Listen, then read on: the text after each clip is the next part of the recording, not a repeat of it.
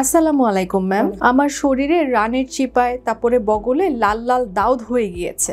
Pharmacy থেকে এত মলম কিনে মেখেছি কিন্তু কোনো উপকার তো পাচ্ছিই না, বরং বিষয়গুলো আরো বেড়ে যাচ্ছে ম্যাম। ডাক্তারের পরামর্শ ছাড়া যদি স্টেরয়েড মিশ্রিত মলম আপনি ব্যবহার করেন তাহলে দাঁত তো কমবেই না, বরং দাঁত কিন্তু আরো বেড়ে যাবে।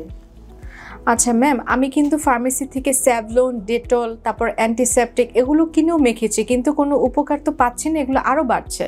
স্যাভলন, ডেটল তো একদমই ব্যবহার করা যাবে না, কারণ এগুলো আমাদের ত্বকের প্রাকৃতিক সুরক্ষাটাকে নষ্ট করে দেয়। আপনি সেক্ষেত্রে অ্যান্টিফাঙ্গাল সোপ ইউজ করতে পারেন। আপনি যদি দাঁতকে খুব হালকাভাবে নেন, সে শুধু ত্বকেই থাকবে না, দাঁত থেকে হতে পারে চুল পড়া, ত্বকের সংক্রমণ, জ্বালা পোড়া এবং পরিবারের অন্যদেরও সংক্রমিত হতে পারে।